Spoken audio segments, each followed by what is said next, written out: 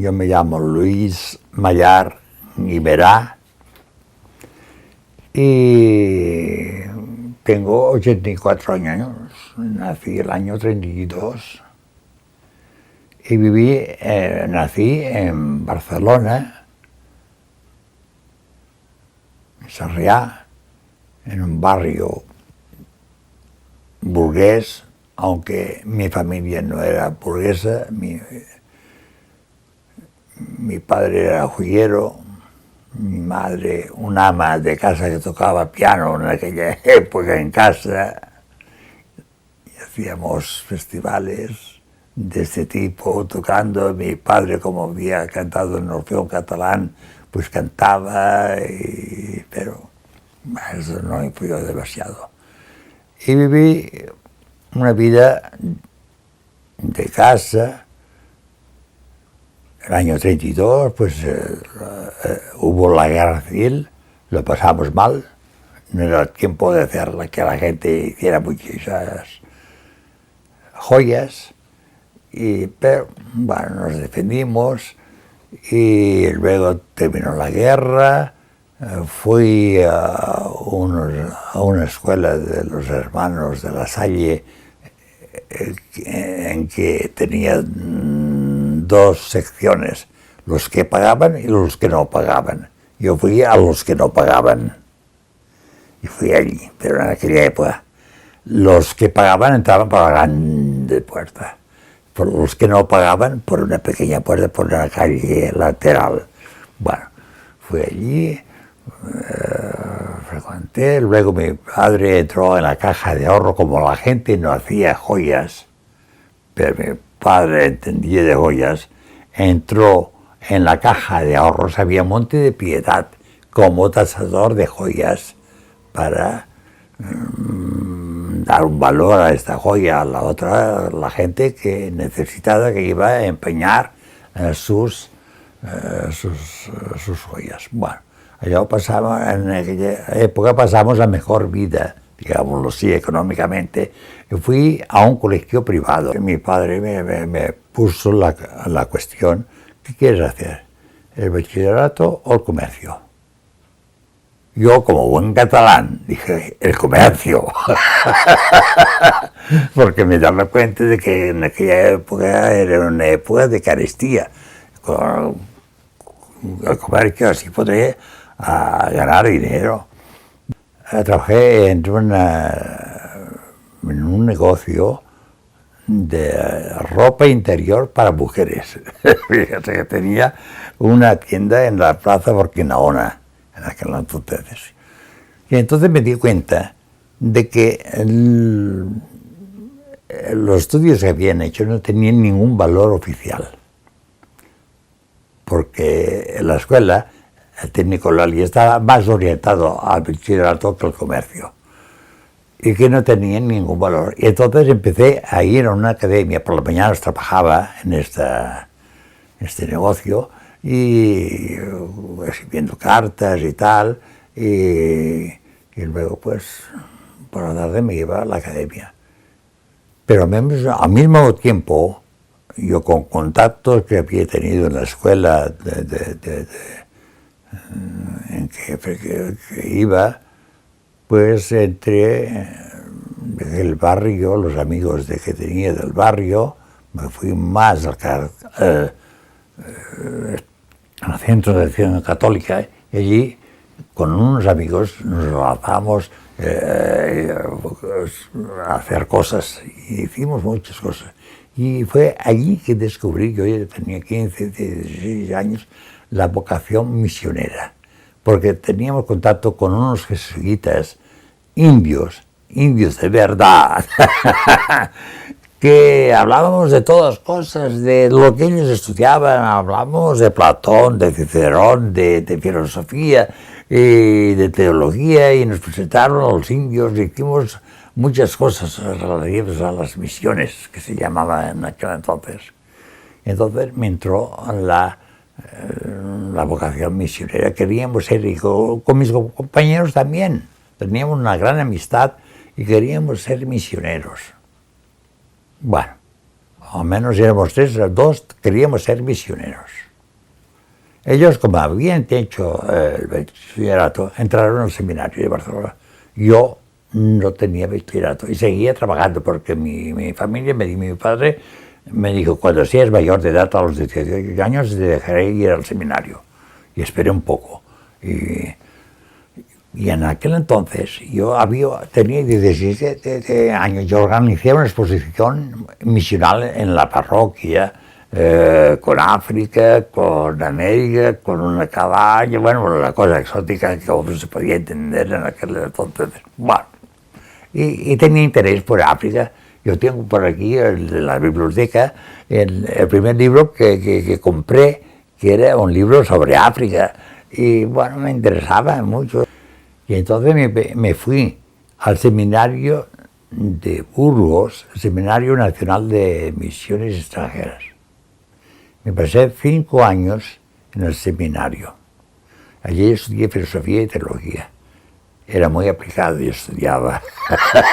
Me gustaba mucho estudiar, descubriendo la filosofía. Tuve un buen profesor de filosofía y tal, que le he enseñado toda la vida. Y este señor me indujo a que yo estudiara, pero al mismo tiempo con un espíritu crítico. Y lo que había en aquel Seminario Nacional de Misiones no me gustó. Un ejemplo, pasé 5 años, nunca oí hablar de colonialismo. Nunca oí hablar en aquel seminario de las luchas que en aquel entonces, en los años 50, 1950, pues las luchas por la independencia de África que se estaban bajando en África, ¿no? Nunca. A los 5 años me dije, no, yo me vuelvo a Barcelona. Y en Barcelona me encontré compañeros y teníamos otro espíritu que queríamos hacer las misiones de una manera distinta. No podía ser aquello de tener un territorio, de irse a evangelizar, que era una forma de colonizar a la gente, sino que teníamos que ir con otro espíritu de colaboración de tú a tú. Y creamos en Barcelona un grupo primero que se llama Negritud, la Negritud de Senghor, que nosotros hacíamos revistas de Francia y estamos muy influenciados por las cosas francesas. Y allí, con ese equipo, empezamos a pensar otra manera de hacer las misiones, de ir no que una congregación religiosa tuviera un territorio para colonizar y evangelizar, porque las dos cosas van juntas, sino para ir allá a colaborar con los curas africanos. Bueno, total, que nos fuimos creamos un grupo que se llamaba Agermanament, que era una traducción de jumelage. Fue algo que en Francia ya existía, que era colaborar con las iglesias africanas nacientes, y no como misionero, sino como diocesano. Y así fuimos hacia la primero fue nosotros, después. Y creamos, en aquel entonces se creó en Barcelona, lo que podríamos llamar la primera ONG, sin que esta palabra estuviera todavía inventada. Porque no solamente, allí en África descubrimos, la primera cosa que descubrimos fue el subdesarrollo. Y entonces empezaron a hablarse en Francia, en el extranjero, de este problema. No, en Cataluña estamos preocupados por otras cosas, es lógico. Bueno, total que creamos una especie de organismo, no quiero decir organismo, sino yo pienso que fue más bien un movimiento en el cual habían médicos, enfermeras, maestros, agrónomos, pues una ONG antes de que las ONGs existieran, y lo creamos en Barcelona, pero fue fatal.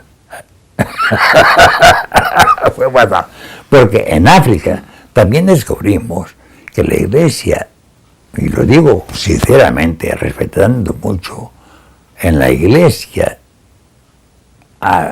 había muchos tics, tics colonialistas. Un ejemplo. Cuando yo llegué al África, tuve un desencanto terrible de las misiones. Las misiones por las cuales yo había organizado exposiciones, etcétera, etcétera. Y el ejemplo es el siguiente. Cuando una persona venía a confesarse, yo tenía que pedirle, enséñame el ticket del impuesto que cada cristiano tenía que pagar a la iglesia. Y si no tenía el ticket del año correspondiente, no podía confesar a la persona. Tenía que decir, pase primero, no lo diré de otra forma, lo decía de otra forma, pero se entiende, pase por caja, pague, y luego venga a confesarse. No se lo decía evidentemente de esa forma, pero a la práctica es esto. Cuando una persona quería bautizar a su hijo o su hija, le decía, ¿usted está al corriente? No, hace 10 años que no he pagado. Pues para bautizar a su hijo tendrá que pagar los detalles que faltan. Y esto, muchas cosas. Esto, teológico, desde el punto de vista teológico, se llama simonía. La simonía es comprar algo sagrado o pagar por algo sagrado. Y este pecado yo lo cometí. ¿Por qué? Porque la iglesia que mandaba, la europea, la africana, lo habían recibido también de los blancos, porque esto no fue instituido por los africanos, sino que fue instituido por los blancos. Y es así como yo tuve la gran desilusión. Bueno, estaba en Kribi, en una ciudad de 7.000 habitantes, junto al mar, muy bonita, con la gente. Yo iba por todas partes, por los pueblos, pueblecitos, contacto con la gente, y allí descubrí la gente. Bueno, el obispo me dijo que aprendiera la lengua ewondo, que no era la lengua de la región misma, sino una lengua más bien extranjera, porque tenía sus ideas, y está bien, pero era un problema, porque era un problema cuando yo iba al barrio Batanga y les hablaba hondo, es como si yo viniera aquí a hablar en castellano al púlpito en Cataluña, ¿no? Y no en catalán. Pues sería algo parecido. Es decir, bueno, yo no. Y mientras tanto nosotros creamos un contacto con Barcelona, la diócesis de Barcelona y el Camerún. De tal manera que algunos que fueron allá fueron ya como seminaristas y se ordenaron de cura en África, porque queríamos estar encardinados realmente en aquella parte de África. Bueno, y incluso organizamos la ida de varias personas africanas a Barcelona, de tal manera que el obispo con 2 o 3 curas africanos muy abiertos a esta cooperación, seglares que, como decíamos entonces, gente, nos va a un crío que pasó 3 meses en el pueblo de Esparraguera, 3 meses de vacaciones, que el pueblo pagó el viaje a aquel chaval para que pueda pasar las vacaciones allí. Allí lo que nosotros queríamos es que el África no se fuera siempre para dar cosas, sino para recibir también. Y no me refiero al aspecto económico, sino al aspecto cultural, mental. Y nosotros, el África siempre incluso ahora, ¿qué puedo hacer por el África? La gente no se, pregunta, ¿qué puedo recibir del África? Y cuando, ¿qué puedo recibir en África? No son los diamantes, no es la madera, no se trata de eso. Eso sí que lo hemos aprendido nosotros. ¿Qué podemos sacar? Pero entonces, ¿qué podemos sacar del África? ¿Cómo podemos explotar el África? Esto sí. Petróleo, muy bien. Gas, muy bien. Madera, muy bien, perfecto. Los demás son unos salvajes, son los primitivos. Y esto fue un impacto para mí, dos cosas. Primero, esto por parte de la Iglesia, lo que acabo de explicar, y luego el racismo que encontré en lo que allí la gente llamaba le petit blanc, el blanco que no había progresado demasiado en sus tareas, pero tenía una mentalidad racista muy fuerte. En el año 62, 63, el obispo me dijo, vamos a fundar la misión de Sola, que se llamaba en Sola la región, o Tóboga, los de Pusó, que era el nombre de la, digamos, que no me gusta la palabra, la tribu, no me gusta la palabra, no lo he utilizado nunca. Bueno, y allí me acompañó a pie por el bosque, la selva, 15 kilómetros, nos andamos por el camino, por la selva, y bueno, y allí nos recibieron muy bien porque la gente cristiana, todos estaban bautizados, casi todos, y es igual. Tener una misión era un signo de poder, y si era un blanco, mejor, porque el blanco tendrá las maneras de hacer algo. Bueno, y el jefe de grupo étnico se ofreció para ofrecerme la casa, para acogerme, mientras, porque, ya verás en las fotografías, la iglesia de paja, de nada. Y nos enseñó el territorio para hacer las nuevas iglesias separadas del poblado, como se hacían la mayoría de iglesias por allí. Bueno, entonces se marchó el obispo, me dejó allí, estuve en casa del jefe, pero la gente que estaba con discusión, con disputa con el jefe, no entraba a saludarme.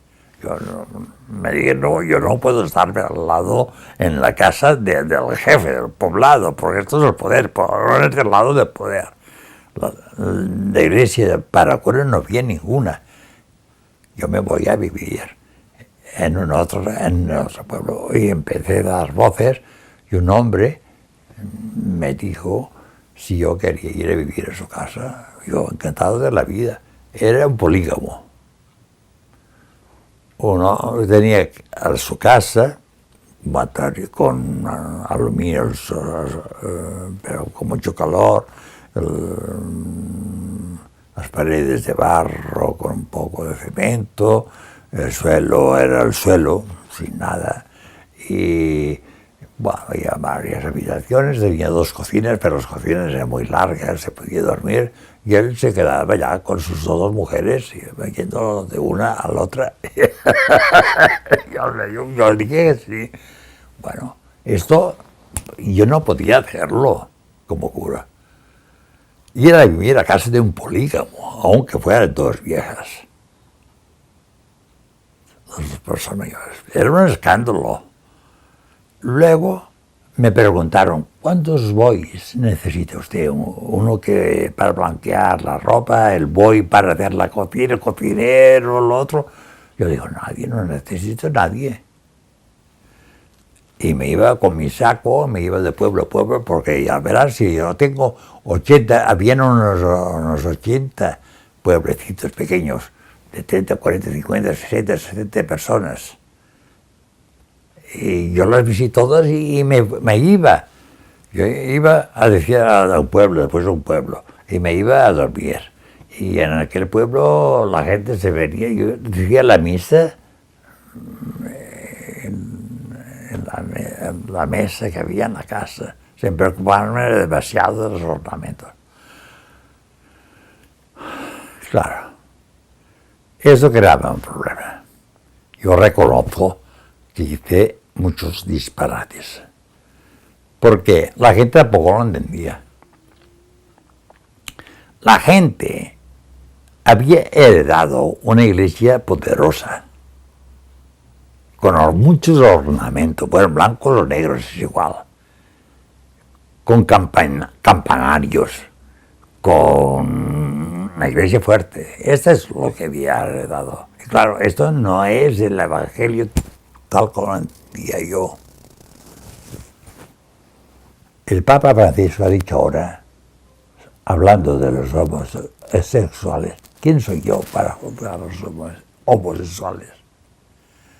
Yo podía decir en aquella época, ¿quién soy yo para juzgar a los polígamos? Allí descubrí también la gran equivocación de eso de ser misionero.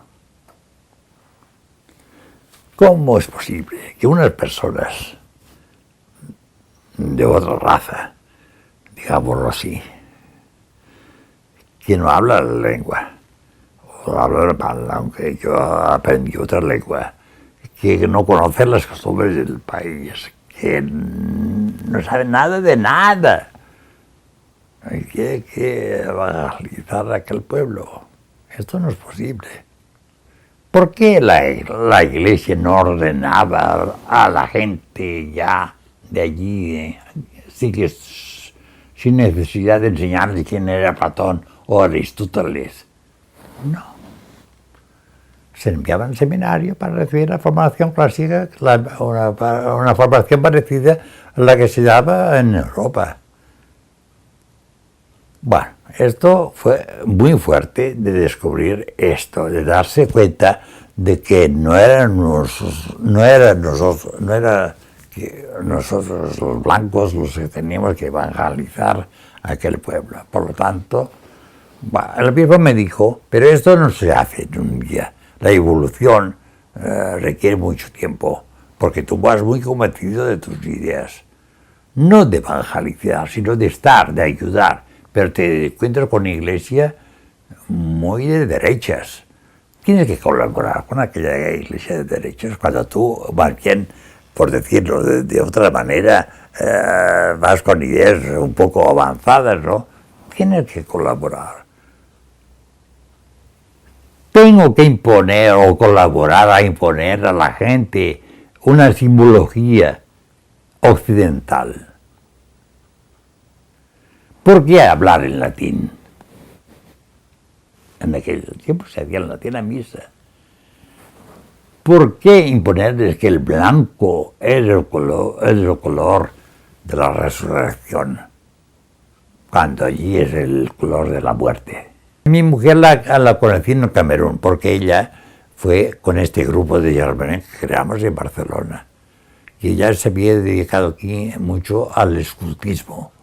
Y entonces, bueno, y un momento vino una persona que había estado en África y habló de lo que hacían del germanes y entonces se fue a Barcelona, se puso en contacto con ella y le dijo, oye, pues yo estaría dispuesta. Y bueno, y se fue. Y nos conocimos dentro del grupo. Pero luego, y se vino una temporada que ya me ayudó muchísimo, hay que reconocerlo, en la cuestión. Ella ha tenido una formación de bibliotecaria, de documentalista un poco, y por lo tanto, pues me ayudó mucho a orientar, porque era muy desordenadora, soy muy más ordenado, pero gracias a ella. Y bueno, trabajó en una cooperativa en Cribi, luego en un hospital, y nos encontramos de nuevo, y yo ya había decidido salirme de cura, y bueno, me casé, me enamoré, me dejé enamorar, y como esto no lo he considerado nunca jamás un pecado, sino una cosa muy bonita, pues ya está. Aunque fue y me casé con ella civilmente en Francia.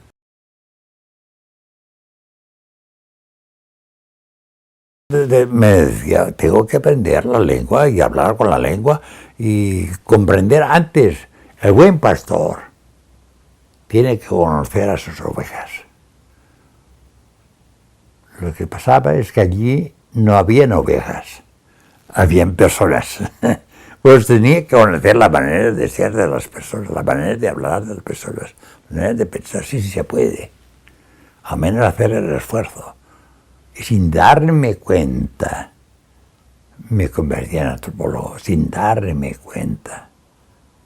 Pondré un ejemplo. La cuestión de magia.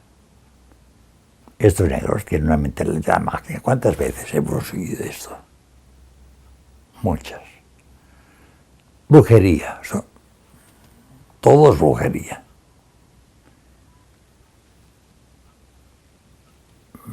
Fetichismo. Lo inventamos nosotros. Esas palabras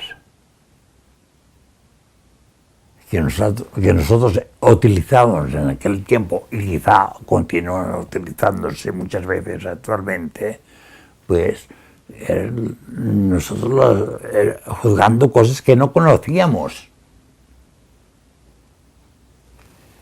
Yo recuerdo muy bien que en un principio de mis investigaciones, de mis trabajos, de hablar con la gente, decía a un amigo mío austríaco que se interesaba mucho por esas cosas, era economista, estaba en Duala, quiero escribir algo. No, aún en aquel tiempo no.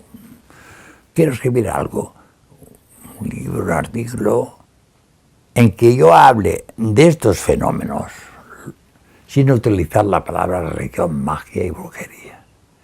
Porque creo que es otra cosa, es una manera de concebir el mundo. Otra cosa completamente distinta.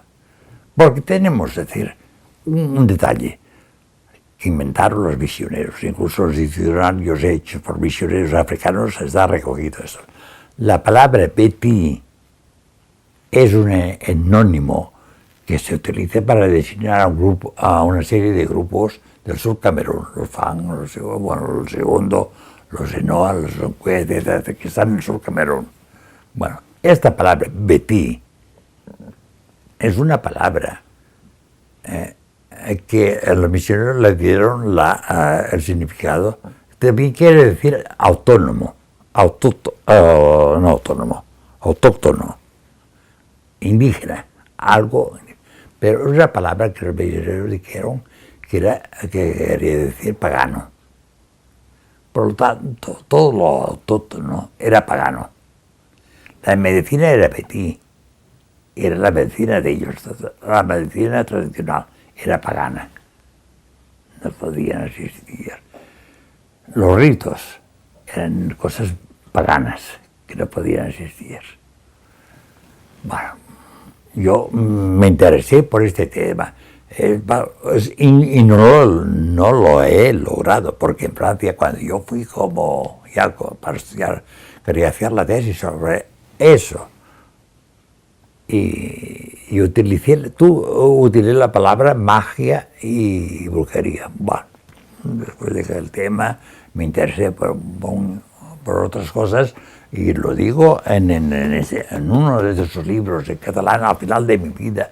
Y hombre, bueno, ya lo decía en mi tesis cuando fue publicada, ni dos ni cuatro en francés, ya lo decía que esas palabras religión, magia y brujería no sirven para nada, para confundirnos a nosotros y para crear la diferencia entre nosotros y ellos, nosotros los que sabemos, los que saben, los primitivos, los salvajes. Y es así como yo aprendí allí, en contacto con la gente, sin darme cuenta yo de ello, sin darse cuenta ellos mismos, fui aprendiendo la antropología hasta que llegó el año 68, pasó mucho tiempo, paso 6 años viviendo con la gente en el pueblo, aunque iban construyendo la misión, la gente con pero yo no me preocupaba demasiado de aquella iglesia, iba a decir misa, y me iba de pueblo en pueblo. Hice muchos disparates, pero al mismo tiempo me sirvieron para... Y cuando yo dejé al año 68, dije, bueno, me voy a ver cómo hacen los profesionales eso de la antropología, entonces ya sabía lo que era. Y entonces me fui aquí y me quería ir a España, ¿En qué ciudad? En España. Bueno, en Cribi me enteré de que los estudiantes de Francia estaban revueltos, era el 68. Yo digo, hombre, un momento. Y al mismo tiempo escribí que había más información, pues en una revista encontré el anuncio que la Universidad de Grenoble organizaban un cursillo, 25 días de lingüística africana. Y que los que no podían pagar la matrícula, que lo dijeran igualmente, que podía arreglarse. Bueno, en total que fui. Y para mí fue un descubrimiento. Encontrarme con la lingüística, verdaderamente. Yo había aprendido en lengua, pero no lo mismo, no conocía la estructura y lo que podía. Bueno, luego de allí me convencí que mi decisión de ir a París era fuera, porque en Barcelona no había nada de antropología. En los pueblos primitivos. Pues si no he conocido a nadie que sea primitivo, he conocido contemporáneos, no primitivos de la prehistoria, esos están ya muertos. Y me fui entonces a París, y a París fue el gran descubrimiento en la Universidad de Nanterre, de la École Pratique de Altos Estudios, etc. Y bueno, seguí cursos, seminarios, que no en la École Pratique, que tenía mucho prestigio, no te pedían ningún permiso en aquel entonces, ningún documento conforme habías hecho el bachillerato o no, etc. Tú decías, tú haces ese seminario. Yo hice un seminario sobre los cuentos africanos. Fue 2 años hablando de ello. Claro, cuando yo obtuve el diploma, yo trabajaba en eso que más tarde fue un libro. Y bueno, cuando yo terminé y quería obtener la convalidación en España, me decía, pero enséñenme ustedes el plan de estudios. Yo he hecho un seminario sobre los cuentos africanos, eso no sirve para nada. Y allí tenía mucho prestigio, de tal forma que pude pasar al doctorado inmediatamente después. Y pasé el doctorado, y entonces un día, pues, cuando terminaba ya el doctorado, que lo hacía sobre ese tema, entonces, como en Francia no hay oposiciones, hay por currículum, leí en el periódico, buscaba y trabajo para volver. Yo ya había decidido salirme de cura, pero quería volver al África. Entonces me enteré que en la Universidad de Nanterre, y me enteré por el periódico, por Le Monde. Yo envié mi currículum vitae y salí. Fue primero clasificado. Y entonces buscaba por un año. Y hice las clases, tal y cual, pero estaba muy bien porque era el departamento de antropología que se enseñaba, allí se llamaba etnología, pero junto había un laboratorio de investigación de los investigadores, los centros de investigaciones, los SIC de aquí. Bueno, total, de que estaban unidos. Y por lo tanto los profesores, los que éramos profesores, dependíamos del Ministerio de Educación, podíamos dedicarnos a la investigación, y los investigadores se dedicaban a enseñar. Y yo pude entrar en ese, y pude volver. Cuando yo tenía necesidad para continuar mis investigaciones, la gente encontraba muy normal que volviera entre los difusores donde yo había estado toda la vida. Yo fui muchas veces después, y me pasaba 3 o 4 meses, abandonaba a mi mujer aquí, a mis hijos, y los abandonaba, se pasaban 3 o 4 meses aquí, y el marido ya perdido en la selva, en la misma casa de siempre, en aquel pueblo con la gente. Ahora ya no queda, ahora los difusores, que para mí es una abstracción, porque todos deben estar muertos de mi época, pero los nietos, los hijos, y continúan. Algunos de ellos me escribe y diciendo, Mani Buzok, Y Mani Busok quiere decir hijo de los de Busok. Es decir, que yo sé que era una plaisantería, como decimos en francés, una broma, como decimos nosotros, pero la gente me llamaba Mani Busok, quiere decir hijo de los Busok. Fui como blanco allí y como misionero. No convertí a nadie.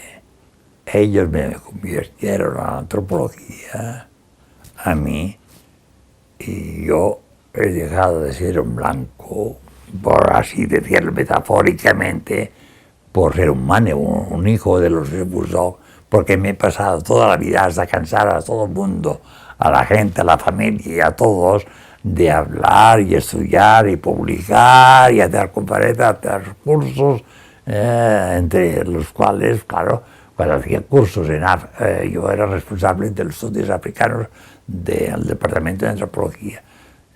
Y bueno, hablaba de otras cosas, evidentemente, pero siempre salían los de Busok. Me parece que fue en el 92 que me llamaron aquí en Barcelona, en Tarragona. Y en Tarragona, pero Tarragona también fue un invento de la Generalitat, hay que decirlo. Me hicieron bajar diciéndome que como especializado en el mundo africano, etcétera, etcétera. Y cuando me quisieron copiar algo que se había creado en todo el territorio nacional, que se llama programa propio. Y aquí quería recuperar, digamos así, recuperar gente del extranjero para que viniera acá.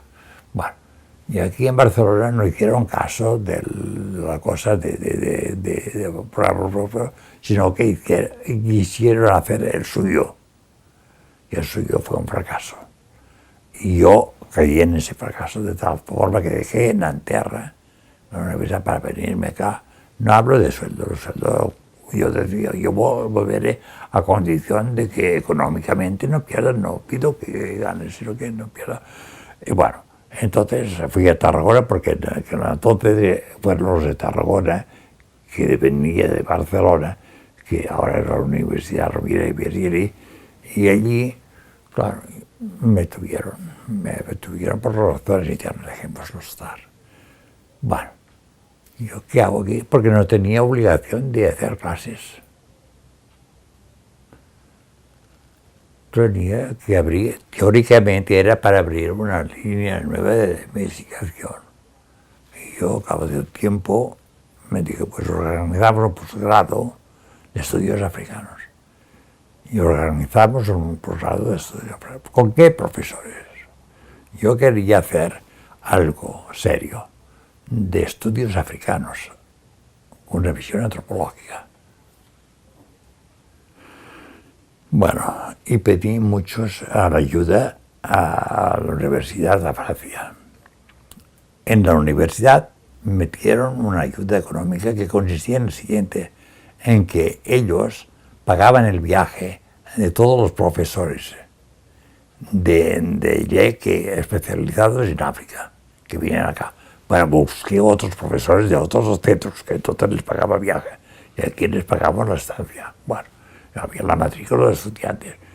Hicimos este programa de estudios africanos, pero la universidad no se interesó por ellos. No les interesaba África, les interesaba Cataluña. Se hacía antropología médica, pero sobre las instituciones del país. Se hacía antropología urbana, pero sobre el país. Bueno, hicimos 3 años bien, con prestigio dentro de la comunidad científica aquí y en extranjero. Bueno, entonces al cabo de 2 años, la Generalidad suprimió este programa. Pues yo me quedé sin nada, sin el marco jurídico, y tuve que pelear por no quedarme en la calle. Tuve que pelear. Y al final me dije, bueno, hasta la jubilación, al menos 65 años, este señor siquiera en la universidad, seguirá cobrando, tenía el sueldo de catedrático, pero no podrá continuar. Y cambiaron el programa, es decir, que yo llegué aquí como investigador altamente cualificado y me salí de la universidad con un contrato de obra de albañil.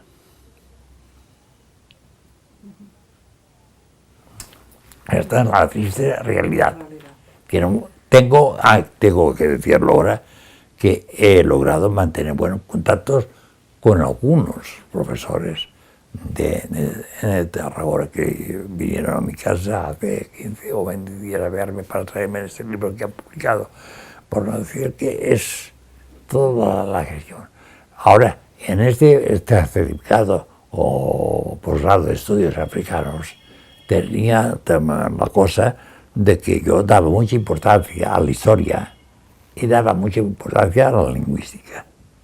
De tal manera que los profesores de historia que tenían doctorado, porque yo exigía que la gente que enseñara tuviera al menos un doctorado que fuera y que luego que fuera gente con experiencia de terreno. He trabajado sobre todo lo que yo aprendí inmediatamente que había que la antropología estudiaba la sociedad en aquel momento, tal como la encontré yo. Y bueno, el problema de la religión de la magia y lo que llamamos brujería, de Le Fou, como dicen ellos, pues tenía mucha importancia, me dediqué mucho a esto, y esto estaba relacionado con la medicina. Pero al mismo tiempo, tú, cuando estudias algo, no te puedes limitar a los capítulos que estás estudiando, sino que la manera global. Por lo tanto, me interesé también por la literatura oral, por ejemplo. Pues muchísimo. En lo que te he enseñado, hay al menos 200 cuentos africanos grabados. Que la grabación también era un problema, porque yo en aquel tiempo no había magnetófono, no había los aparatos esos que tenéis ahora numéricos y tal, sino que, bueno, cuando yo recibía primero de una máquina geloso italiano a pilas, pero las cintas que vosotros no habéis visto eran redondas, pequeñas, y aquellas, cuando tenías pilas, no tenía cintas, y cuando tenía cintas no tenías pilas. Era un problema. He querido hacer este librito pequeño, no sé si está por aquí, que es un homenaje a unos cuantos, pues quizá hay 20, diciendo que son los grandes olvidados de nuestros trabajos. Yo digo grandes hombres, lo he escrito en catalán, grandes hombres, grandes mujeres, porque son personas que no saldrán en ningún periódico, etc. Ya están muertos todos, como la mayoría. El último se murió hace un par de meses. Bueno, y hago 20 personas concretas, con nombre, apellido, no son informadores en general, sino son personas de carne y huesos, con una vida, con unos hijos honestos. Entonces hablo de unas 20 personas de lo que nosotros llamamos mal dicho curanderos, que yo siempre les llamo médicos. Y la gente, incluso hay un loco que venía a saludarme por allí. Y bueno, hay gente que de una manera o de otra, con sus palabras, con sus silencios, con su pasar, influenciaron mi vida, y yo he querido tributarles ese homenaje con este pequeño libro, que son, bueno, y cada uno, yo diría que cada uno de nosotros los que hemos trabajado en África hemos conocido a estas personas, pero estas personas no salen en ninguna parte, son los grandes olvidados de nuestras películas. Y yo he querido tributarles un homenaje. Y ahora, si estoy haciendo este libro, y déjame que hable un poco de este libro, que lo hago en neondo y en francés, que son la lengua oficial de Camerún. Leondo es la lengua de la parte sur, pero lo hago.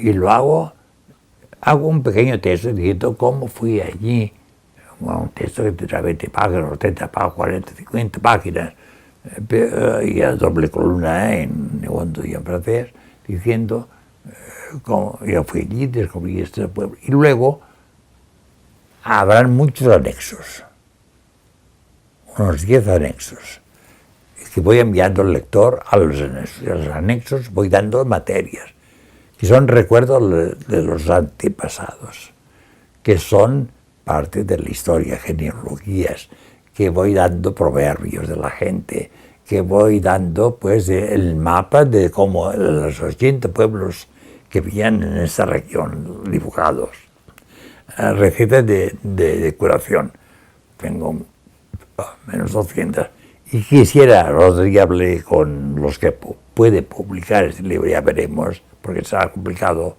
es decir, quisiera hacer como si se publica electrónicamente, entonces crear unos enlaces que pueden escucharse, conversaciones con esta gente, cuentos, proverbios de la gente, que pueden y si de algo yo estoy satisfecho de mi labor, no ha sido de mis libros, sino de estas voces que he podido conservar, voces de hace 50 años y que aún puedes escuchar, tú lo has visto como podéis escucharlos ahora, que hago un clic, porque tengo un índice bien hecho, hago un clic y puedo escuchar a estas personas.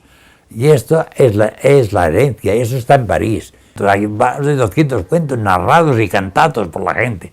Estos son valores de la cultura de esos pueblos, no de lo que yo he escrito.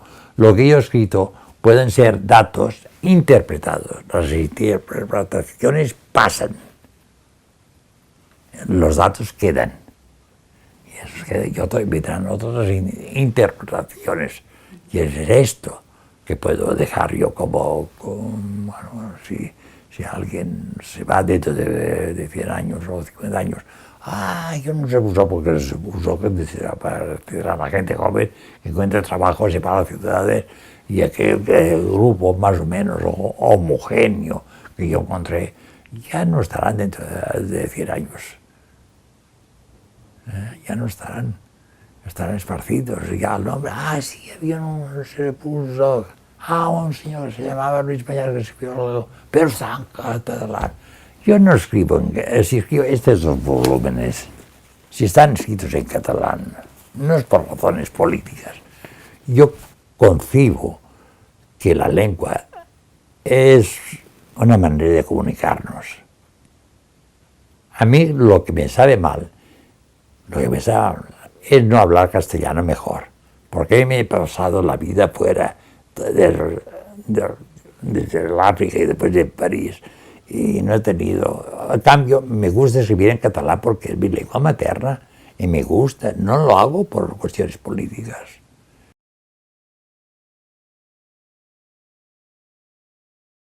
Años fue la última vez que fui, porque estaba ya jubilado yo, y me parece, y recibí una invitación del ministro de Cultura de allí para que fuera a dar una conferencia. Y mis hijos dijeron, hombre, esto es la ocasión para nosotros de acompañarte, tú haces tu conferencia y luego nos vamos a ver los expulsó bueno. Y a cabo de unos días recibo una carta del ministerio diciendo que el Congreso se ha suprimido, que el viaje de primera, porque yo sí quiero la reserva de su billete. Yo inmediatamente comuniqué a mis hijos, oye, se ha suprimido, pues no vamos a la. Y ellos, en lugar de anular el billete de ellos, cogieron un tercero para mí. Y nos fuimos los tres que en la región donde yo estaba, por los alrededores, a la ciudad más próxima, un centro más próximo, que no es ninguna ciudad, había una compañía forestal que explotaba el bosque por todas partes.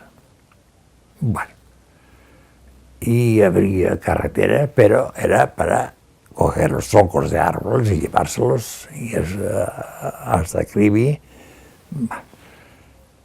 Ahora ya no estaban, había unos años que ya se habían llevado todos los árboles de aquel pedazo de selva. Por lo tanto, ya no se preocupaban de aquella carretera, aquella especie de carretera de carros, es decir, que sin asfaltar. Y estaba peor que antes,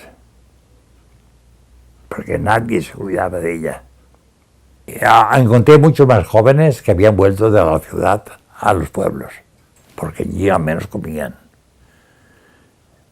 En aquella África no hay una hambruna, hay una mala alimentación. Pero siempre se puede, como me preguntabas tú, ¿qué comida recuerdas? Los cacahuetes tostados. Porque hay mucho cacahuete, hay maíz, hay los tubérculos, bueno, se puede comer. Pero también los animales de la selva, al cortar los árboles, se han largado y han destrozado. Yo en Ocupas y en África, que hago una crítica muy severa, incluso a ciertas ONGs, yo no diré que los que han estado trabajando sobre ébola, gracias a ellos, a las ONGs, pero hay muchas ONGs, pequeñas ONGs, que no hacen nada, sino extender el colonialismo, porque ¿qué les enseñamos? Que entren en nuestro sistema, en el sistema capitalista. Les enseñamos, yo creo que por eso muchas de nuestras acciones que empezamos allí, os he dicho antes, que te vinieron mal en el sentido que aquellas cooperativas que habíamos organizado nosotros las dejamos. ¿Por qué? Porque también nos dimos cuenta de que las multinacionales que estaban muy contentas de que hubieran unos misioneros que, con el contacto con la gente, hiciera más fácil obtener el cacao para venderlo luego. No tenían que pagar a sus empleados, sino que nos utilizaban, nos dejaban incluso los camiones. Resultaba más barato y con menos discusiones con la gente, porque la gente podía hacer. Yo no me dediqué a ello, pero mis compañeros sí. Algunos curas, otros no curas, se dedicaron a ello. Pero al final lo dejaron porque se dieron cuenta que era una forma de seguir colaborando con un sistema. Y que no, sobre todo que no eran ellos, que éramos nosotros los bancos los que estábamos metidos allá.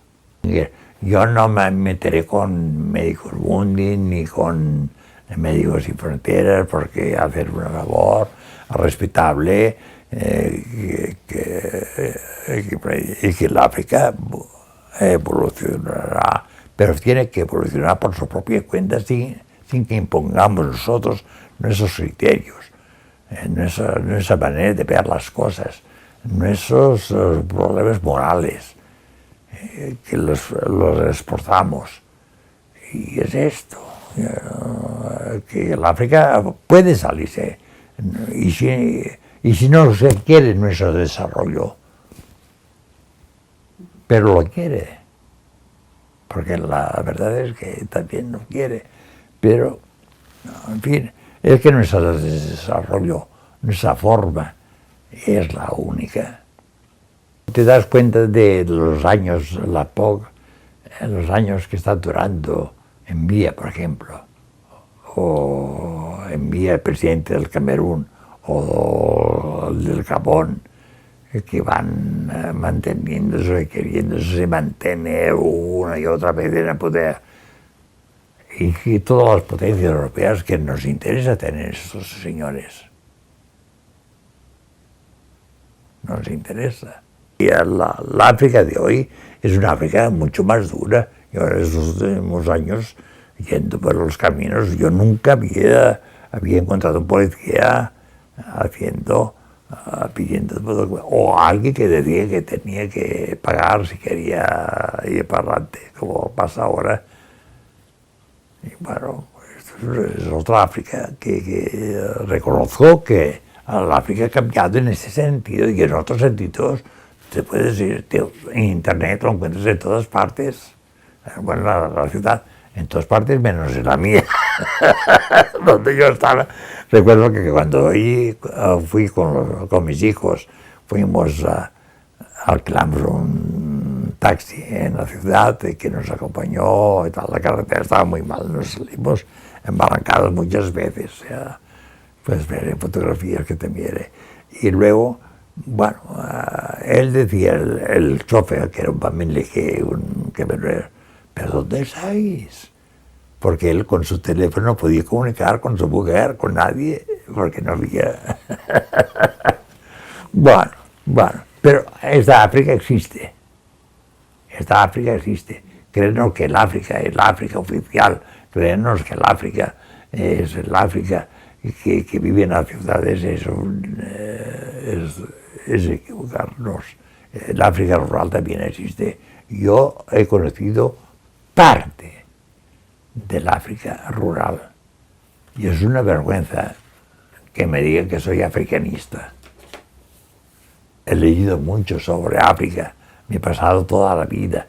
Tengo 85 años y paso 8 horas trabajando y continúo trabajando cosas sobre África y en la lengua del país y consulto el diccionario y voy aprendiendo y lo hago individualmente, personalmente, sin ayuda de ninguna institución, ni pido, ni busco.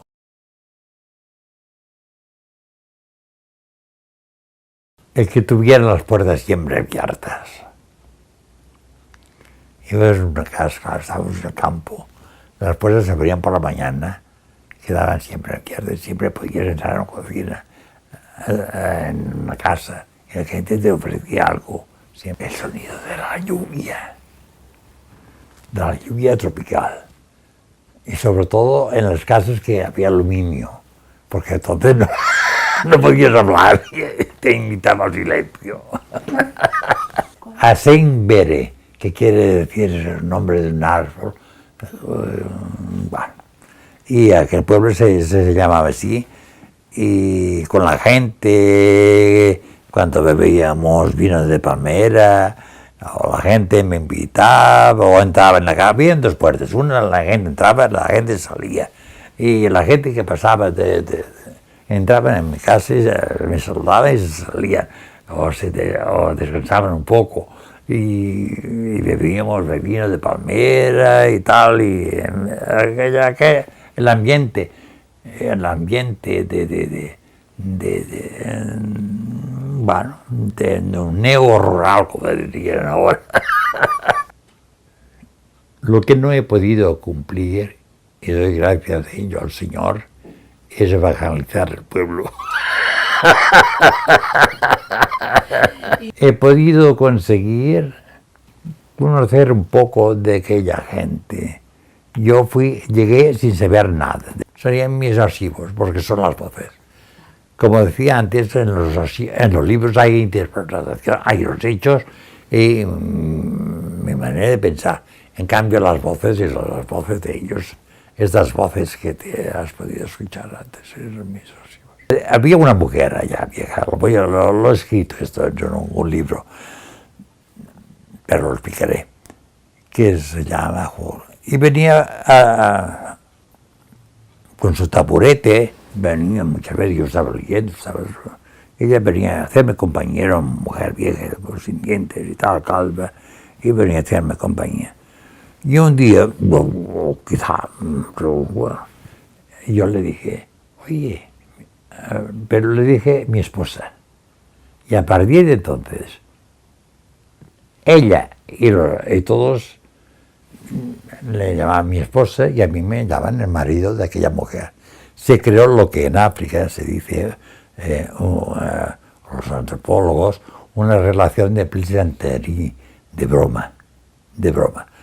Y de tal forma que siempre, pues, mi mujer, tu mujer, etcétera, etcétera, bueno, aquello que estabas contento. Y nos peleábamos cuando yo llegaba a casa ya a oscuras, a las 8 de la noche. ¿Dónde vienes? ¿Dónde has ido a perseguir a las chicas por el otro barrio, tal y cual? Y entonces yo le contestaba pero públicamente y le decía, pues si continúas gritándome de esa forma no nos casaremos a la iglesia, porque ya siempre decía la cosa, tenemos que casarnos un día a la iglesia. Y decía, no nos casaremos a la iglesia ni haremos el estado civil, que es la cosa oficial. Y bueno, terminamos, la gente se reía y tal y cual. Y cuando se murió esta mujer, yo estaba diciendo misa, y la gente del pueblo vinieron a decirme, tu mujer se ha muerto. Yo, la gente podía decir, fulana de tal se ha muerto. No, me dijeron, tu mujer se ha muerto. Y yo dije, dejemos la misa para hoy, me diré a los cristianos, para otros días. Dejemos la misa, mi mujer se ha muerto. Todo lo encontró normal. Sí que tengo un gran deseo personal mío de poder terminar este libro que quiero ofrecerles en Neondo, en la lengua de ellos.